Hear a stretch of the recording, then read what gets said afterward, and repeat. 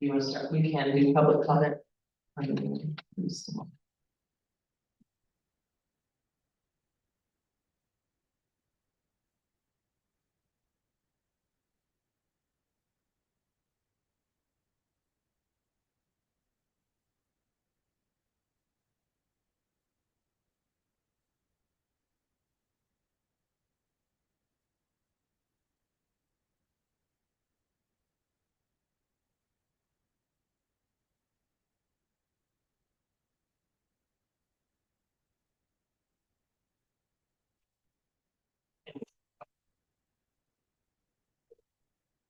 I don't think we have any public comment.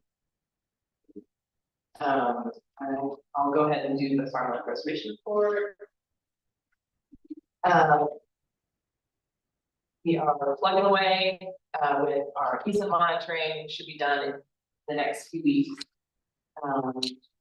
Just another reminder, we have our conservation donor dinner planned for June 13th, and actually going to be starting at 5:30 this year. So that's so if you haven't received the email invite, I have physical invites right there. So please feel free to pick one up. And we sent out all the invitations. We're getting all of the awards ready for our conservation donor, and working with the land trust to do the presentations, and getting excited. It's going to be a beautiful event, and we're very excited to have it at Blackstone Farm. We are working on some new projects and getting our budget estimates put together, well as estimates for easement purchase to our landowners. So you're going to see some of those projects presented today to start up the project approval process. So we have Mike and Katie, Mike Adams and Katie Greer out in Sandy Mush, Curtis and June Hawkins out in Sandy Mush, Richard Hendrick and Mary Hendrick out in Alexander. Not completely confirmed, not confirmed on the Jeffrey Bart in Alexander, but that's somebody who's interested, we've been talking to, and then the Tom Battle project. So you'll learn more about those in a little bit. Some project updates. We closed the Larson easement on April 18th. That's 70 more acres protected in Sandy Mush. Very exciting. That borders Madison County on the Madison County line. No big expansion project. In kind of the process, bring out those issues. We are moving forward with the final grant document review on all 4 of the Jasper Wood farm easements. We have our fingers crossed and toes crossed for a June closing, because we really hope to be able to honor these easements at the conservation dinner. So we shall see. It'll be a busy month. I think I feel like I may have mentioned that we have made a little progress with the Splendor Valley easement. They've been approved for refinance, but there's been another setback. They found another loan that needs to be closed out before the final refinance can be approved. So, a little bit of progress and 5 steps back, a little bit of progress. So anyways, figuring that out. Oops. The last meeting, you voted to send the addition of 24 acres to the Tone Holler Farm project, and that was approved by the commission last week. That we were able to add additional budget to that project so we can expand the acres. Soden completed title work and working on the deed and starting the survey in Parham. Rogers Farm Trust, David Rogers and Scott Fisher are all in a very similar phase where we finished the survey draft, finished the environmental assessment, and we're starting on the appraisal and the baseline. Here is a picture from our Larson closing with Bruce and Jean. Some good news there. It's always nice to some good news to share. All right, that is all for Farmland Preservation Report. If we want to move forward with the short-term rental update. Yeah. So the update is going to talk about what happened. And I figured I'd take this and talk to you about handle the refined from the company, and we can talk about what was proposed.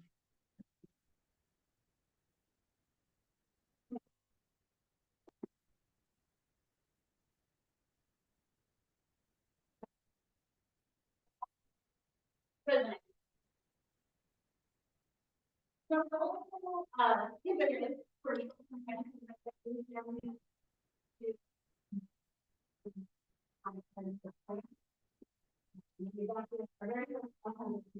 of the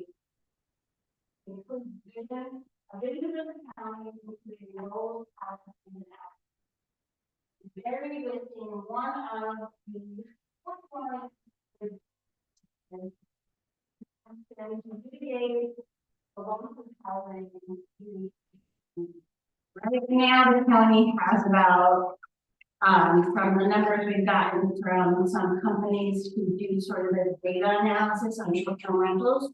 Right now, in the unincorporated part of the county, we have about 5,000 short-term rentals. So that is where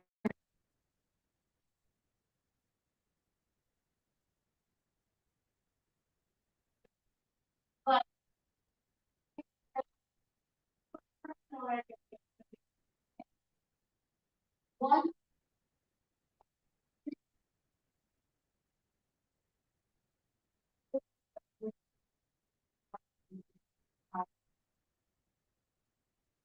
Yeah, 6 modules. The committee was discussing that module 1, which is for some rentals in December of 2020.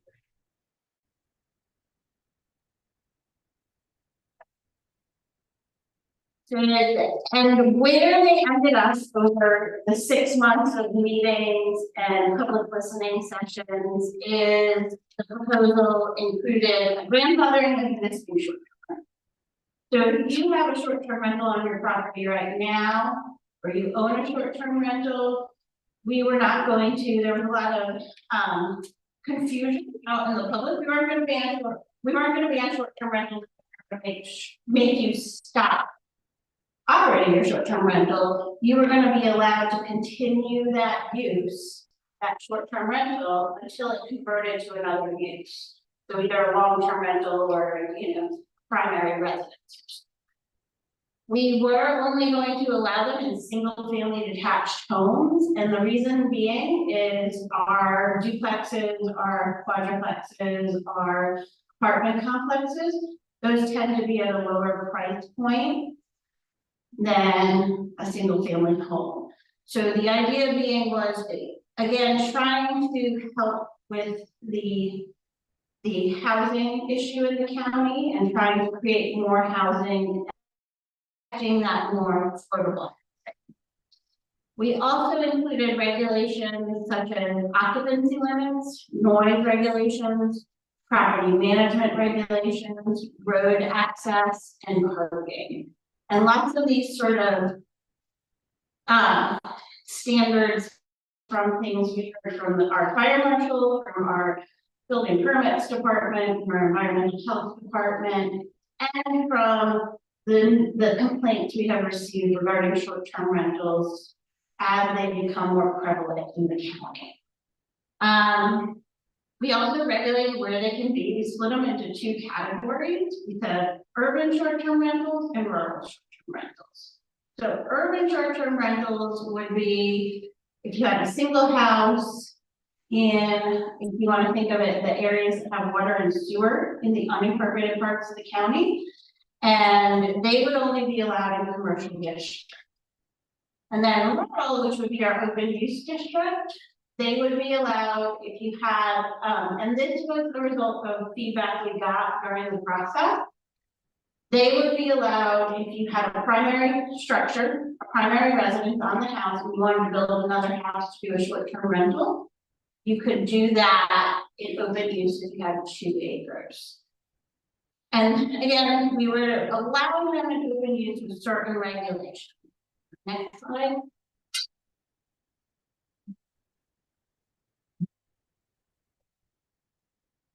So the proposed regulations in open use, again, 2 acres, primary dwelling required on property, and it would allow up to 2 additional single family detached rooms.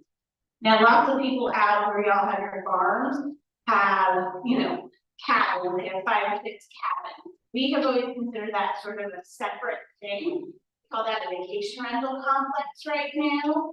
And so that use would still currently allowed with a special use permit, would continue to be allowed with a special use permit. Specific standards to sort of protect the surrounding neighbors. Okay. So next slide. So how the you said it's called a vacation rental Complex. But how many is allowed? Like, what's the? So it's more than 3. I mean, more than 2. So 3 until 10. And there's certain acreage requirement on each? There are no acreage requirements, but it's again those standards like access, time of operation, those sorts of things. So let me get this straight in my head. So an Airbnb could be short-term rental. Yes. How about a bed and breakfast and a vacation rental? They all gonna be separately in that, or? We have always looked at differently, and bed and breakfast, it says specifically in our zoning ordinance. You have to live, or someone has to live in the house, and you have to serve breakfast. Okay. So current status of the proposal, so we received comments from some residents and those in the short-term rental or the Airbnb industry. And they requested the process be slowed down. So when we scheduled a public hearing on the proposal, and just remember that the planning board makes a recommendation and then it goes to the board of commissioners. The planning board really wanted more time to look at the issue and to study what we can do to regulate short-term rentals, what we should do to regulate short-term rentals in the county. So at the April public meeting, it was tabled for 100 days. So in July, which would be the 100 days for our planning board, they will discuss what they want to do with it. There's been some discussion about having an advisory committee. There's been discussion about having the county do a white paper and sort of research what other communities are doing and how much it really affects the housing market and sort of all the issues that are involved with short-term rentals. So that is fine. It'll probably be, I guess, at least another 6 months or another year before it gets too robust. During that time, we have numerous other text amendments that they are going to discuss. So we have other things to do per the comp plan for implementation of comp plan. I'm sure they're really excited. We're going to discuss parking with them next. So you might want to go back to short-term rental. We're excited. But it is on hold for right now. So now let's talk about bona fide. 160D is what we call the state enabling legislation, where the North Carolina General Assembly says, okay, communities, you can regulate land use, right? So it's very clear in 160D that agricultural uses should be exempt from zoning.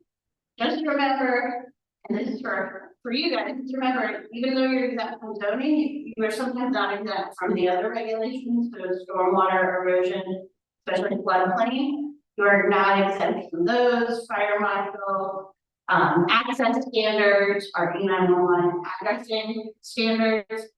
You're not exempt from those. If you guys wanna fall asleep tonight, I provided you a copy of the actual state statute, 160B, so if you fall asleep, you can read that.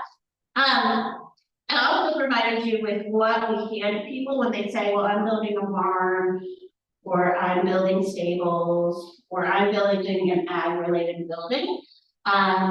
We provide them with that form so they can prove that they are bona fide ag. And those are the things that you can provide to us to prove you are bona fide ag.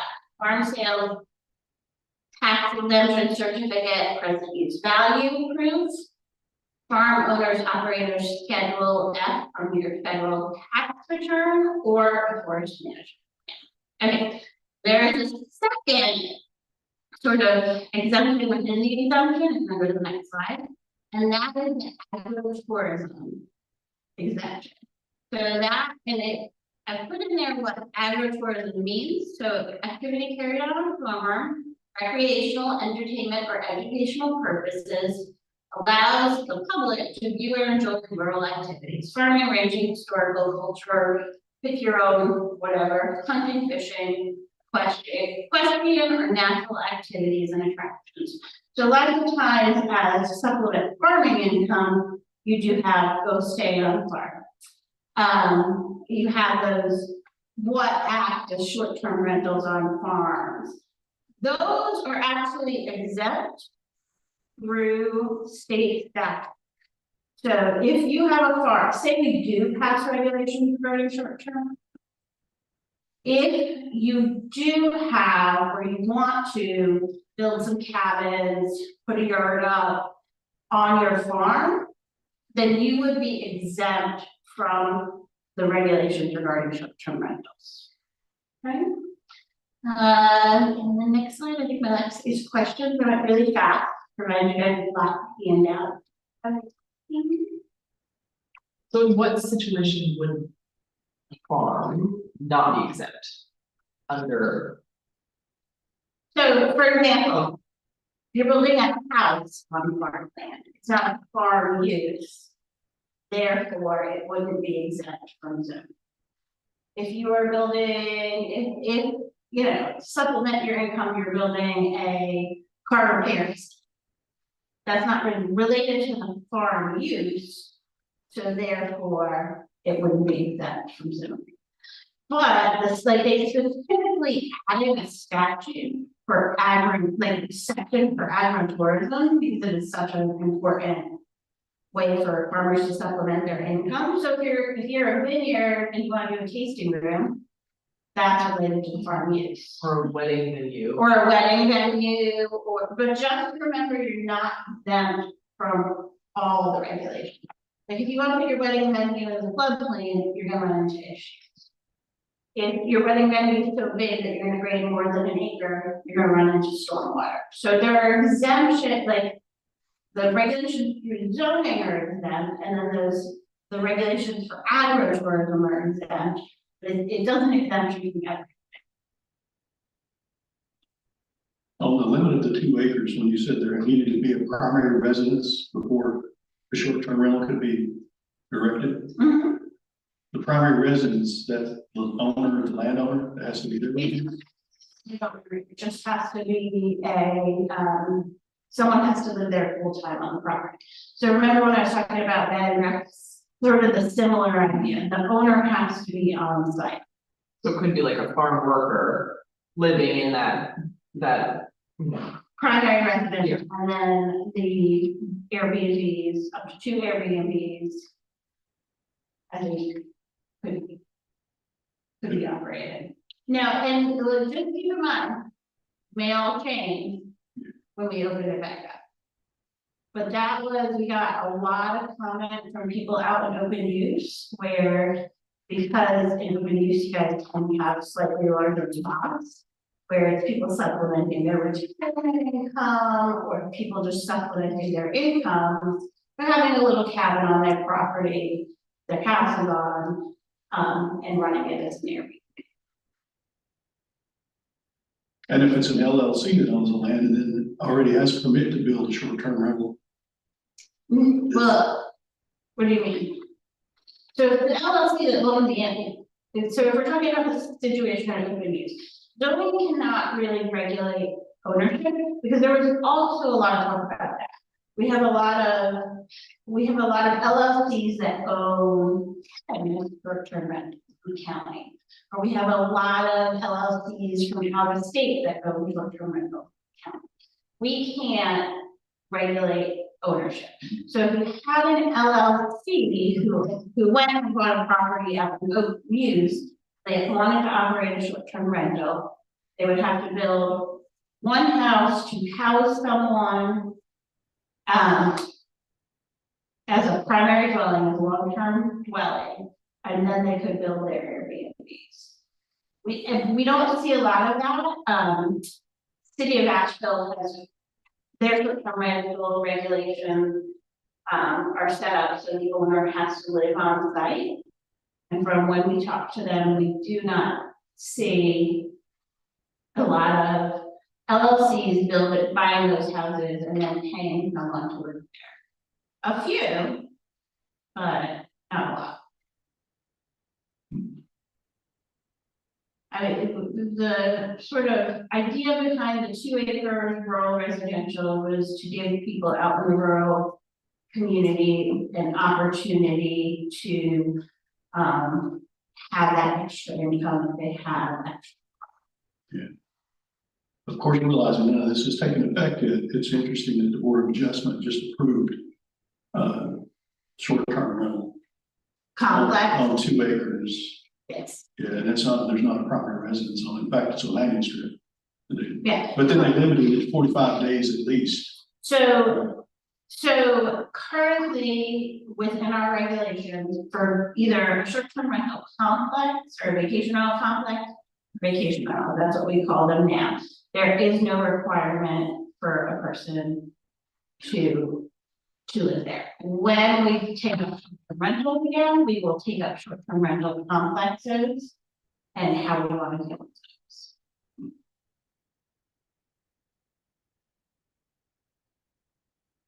Questions? That was great, thank you. We now have a forum, so we'll move to the next, agenda line item. Have approval of the May 14th, 2024 meeting agenda. Do I have a motion on the floor? So moved to approve. A motion, do I have a second?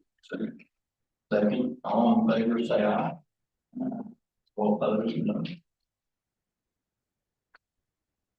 Right, next line item is the approval of the April 16th, 2024 meeting. Do I have a motion? Move to approve. Second. Yep. A second, all those in favor say aye. Aye. All those opposed, no. All passing. The next agenda item is board member reports.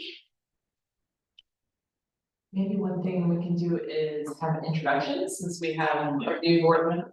I want to say, welcome, glad to have you. If you don't mind introducing yourself and your background, we'll do the same so you know what's awesome. I'm Erica Boyd, live in Cambridge. Husband and I raised in cattle. We do hay. Just started getting into bees, honeybee. My grandparents were farmers. There's a lot of land that they want to try to preserve through that.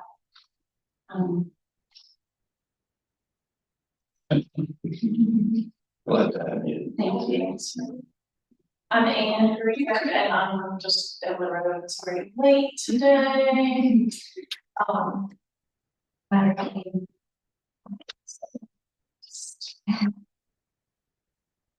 And we do this.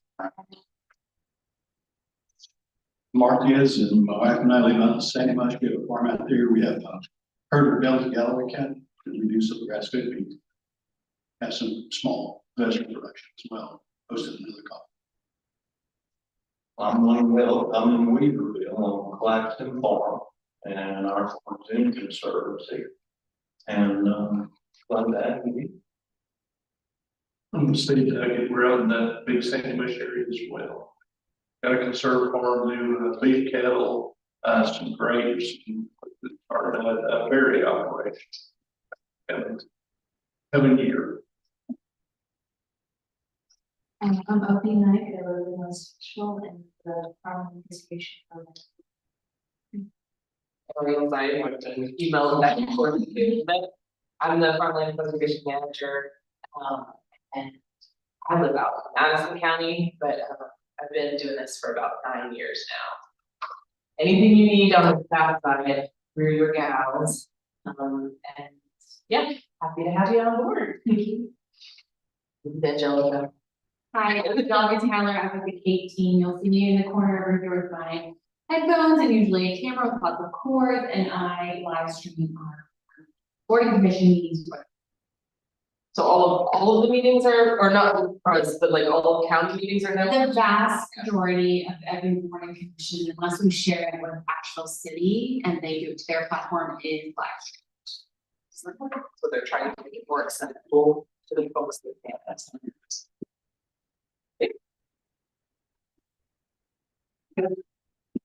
Applications for that, do that? So we have, 12 new, or renewal applications for that, so no new applications. They all meet the requirements, and we're just going through our last round of renewals. So we sent out the last batch of letters, and members know that their 10-year term is expiring, and if they wanted to stay in the program, they needed to fill out a renewal form. And so we've gotten a few more responses, and after this, if we don't get any responses, we probably last few properties. We've contacted them.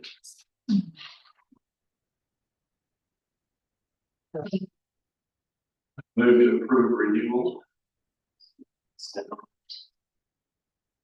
All those in favor say aye. Aye. All opposed, no. Ayes have it. And let's see, the last thing on the agenda, announcements and discussion. I have one, maybe one more item for that. Or your report, yeah. So we have, a few things to just update you on, and then also, some new projects to do our initial, overview on. So last board meeting, we've shared some news about project back out. And you know, just some general, I would say growing pains of a program that has had lots of exciting opportunity and rapidly expanding budget opportunities, but with that comes the need to reflect on how can we make sure that we're growing sustainably. So I think I mentioned that we've been doing a lot of reflection and some work days to try and hone in on some areas we want to improve. So I just wanted to share a bit of what we have done over the last few months so that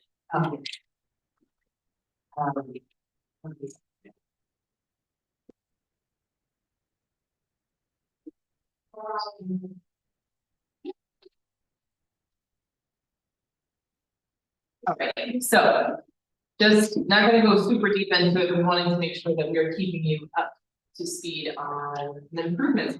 So, all right, so these are basically some areas that we're seeing some concerns either from board members or the public, but a few months back we had a landowner bring some concerns around the EVAD program, specifically with needing to clarify that 3-year renewal term. Board members remember that. So our response to that is that we are going to update our farmland preservation ordinance with the county, addressing a few of those concerns. We're also going to use the model EVAT ordinance, when we do that update. So, the state reviews, ordinances, and there's state attorneys that put together state language that's the most recommended for you to use. So we're updating it to show, to mirror that language. In addition to that, we're gonna have clarifying language on the 3-year term renewal, and that will look like you join the program for a 10-year protection, you have the option to renew for 3 years, and then you have to rejoin for that 10-year period. And we will get together with you, Erica, and do like a new board member overview so that all these programs make sense. We've also been working on increasing our accessibility in our applications. So we've streamlined a few of the different applications, and we've created online versions so that folks can fill them out online and also fillable versions. So hopefully being able to have folks easily turn in their applications. Also, during the Harlem Preservation Ordinance update, we hope to have some language in there about monitoring and legal defense support from the county. So that right now is just kind of an unspoken understanding, but we'd like to have a bit more info clarifying that in language. In addition, we've been working on the VAD record keeping. The past few years have been a transition from taking the VAD program from the planning department and taking that on fully, and so we've been cleaning all of that up. We've also gotten a grant to be able to use our current landscape software that we use for conservation easement record keeping, and we're able to pay for the import of our VAD records. So all of that will help the process. And then these are specific to the easement process. So what are some issues that we're seeing come up over the last few years, and how can we address them? So a few examples are environmental hazards that were not disclosed up front. So beautiful example of that is 5 buried oil tanks found on easement property. So what do we do when we find that? So, or how can we avoid, finding that at the back end of the project? So we have updated our letter of intent with our county attorney to ensure that when landowners sign this essentially landowner contract, they are required to disclose anything like this up front. That to the best of their knowledge, it might be that it was on the property, centuries before, but this is, the best we can do. We've also bumped up the environmental assessment to one of the first steps in the process, so that we're finding out the early days of the process. So if we do find a hazard on the property, we would pause that project until it was taken care of. And then we would, if a hazard is found, the landowner would have to pay for the remediation or decide not to pay the easement. So that's just some solutions that we have already put into works. A big one that we have seen over the last few years is banks denying subordination agreements. So landowners owing on the property, either not disclosing that they have a mortgage up front, or taking out a loan in the during the process. So to be able to sign and close a conservation easement, the land has to be free and clear of any debts. And so we've included that in our letter of intent. We've also included multiple questions, identifying if there's anything, a loan or anything owed on the property in our application materials, all throughout the process. We're talking with landowners. So we've added that to our personal steps in the process. And we are going, and we've gotten the approval from our budget to be able to do the preliminary types, which is start talking with landowners, so that we would be able to figure out if something without a landowner necessarily fully disclosing it. And then a few other things. What we most recently dealt with is a landowner backing out after spending significant time on the process. So we're working on being very clear upfront, communicating very realistic expectations on the timeline, on the, kind of complexity of the process, and engaging if we feel like the limiter is, ready to move forward and understands that. And also providing better estimates upfront, so that landowners can see, okay, this is the potential funding we can give you for an easement. If this is not what you're thinking that you would move forward with, then that allows them to back out in the early stages rather than years. So, and then lastly, we have put together, we're also trying to figure out, the process is a lot of information, and we don't want to overwhelm landowners up front by just dumping a bunch of information on them, but we also want them to have the info that they need. So how can we, kind of collect the right amount of information and give it to them throughout the process so that we can prevent overwhelm, but we're also fully communicating. So we've created several packets. We have like an initial landowner packet. We have ones we're really starting the process. We have another packet. So we're happy to share examples of all these if you're interested. So that's just a brief overview, not so brief overview, but wanting to show you that we do see the things that are happening. We're trying to be proactive, and we want to have successful projects. So now we want to talk about a few potential projects that we want to bring forward with bond. And we are in the process of collecting estimates for the transaction cost and the easement purchase on all of these. So I'll jump first to the Okoboji farm. That we mentioned last month at last board meeting. We have already approved that as a project with Ag Advisory Board.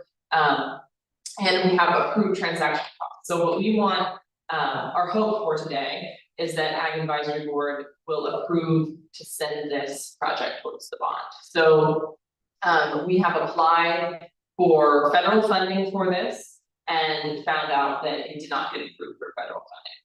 Not due to the fact that it's not a quality project. It has 98% prime soils.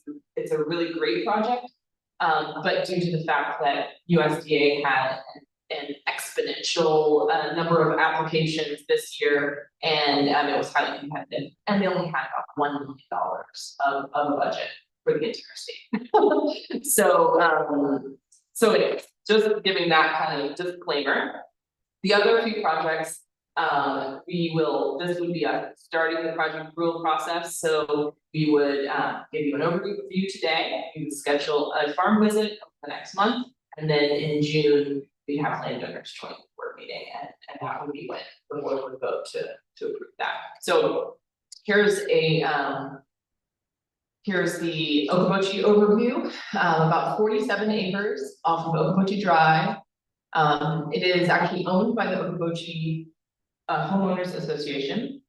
That should have mentioned, 91%. Should be 98, so that is supposed to be 98. Basically it's cropland, currently leased to Hickory Nut Gap Farm, so they're the land manager. It's in our Fairview Broad River priority focus area. Cane Creek runs through the property, and we have these are our future building plans.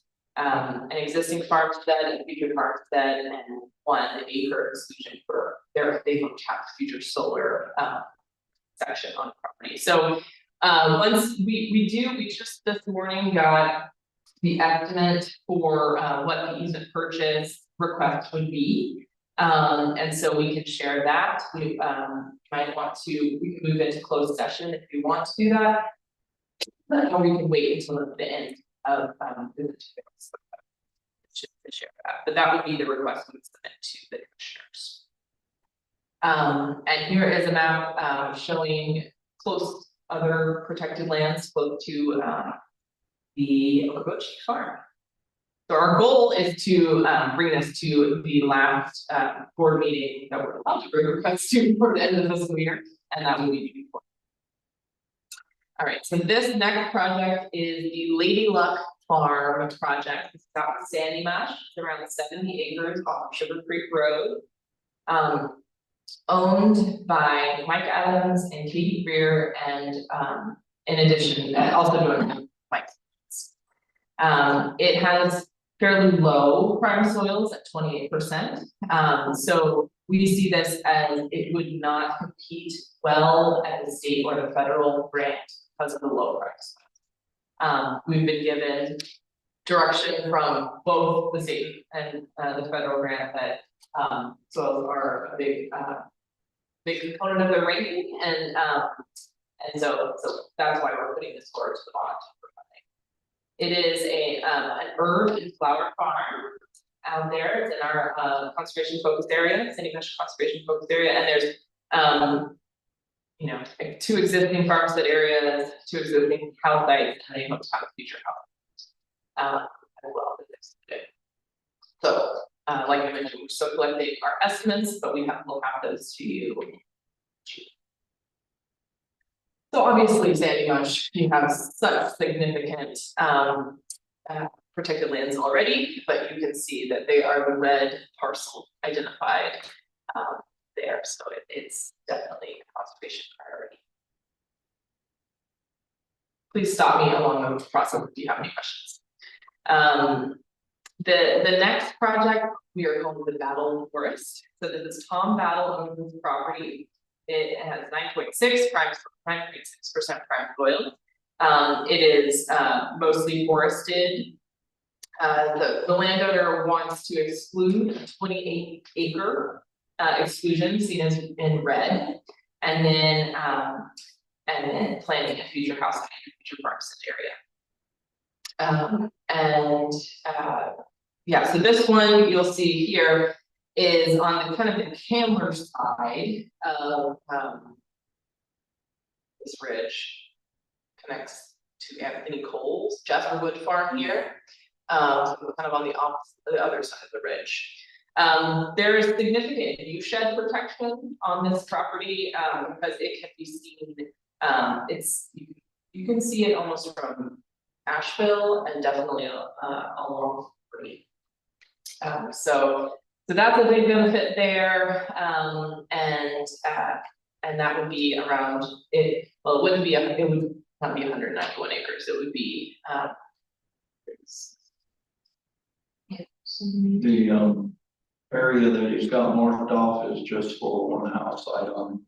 Is that the I 23 believe acres? the 23 acres. I'm not 100%. I think he can build 3 house sites on that. His goal is to keep it in forestry, present use value, which requires 20 acres of forest. So we would only be allowed to have 3 1-acre sites. So it would be very minimal development.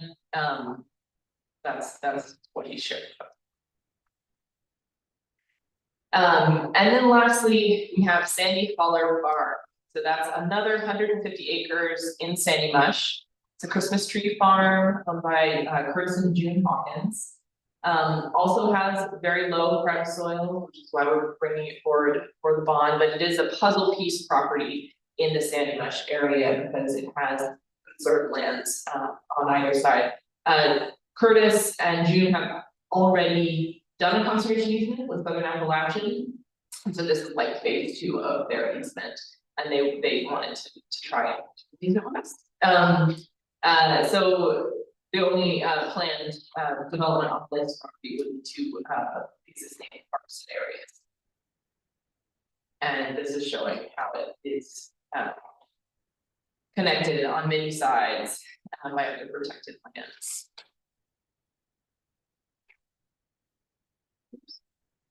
Okay, so our goal is to bring or to schedule 3 site visits for the next month. We'll try to maybe give it all 1 day or so, based on your schedules, to get to those other new projects, and then we'll plan to bring them to the next board meeting. But we would like to, if the board is in support, to vote on the Okoboji Farm and bring that towards for the bond. So, I mean, I'm gonna let you take over getting us into closed session.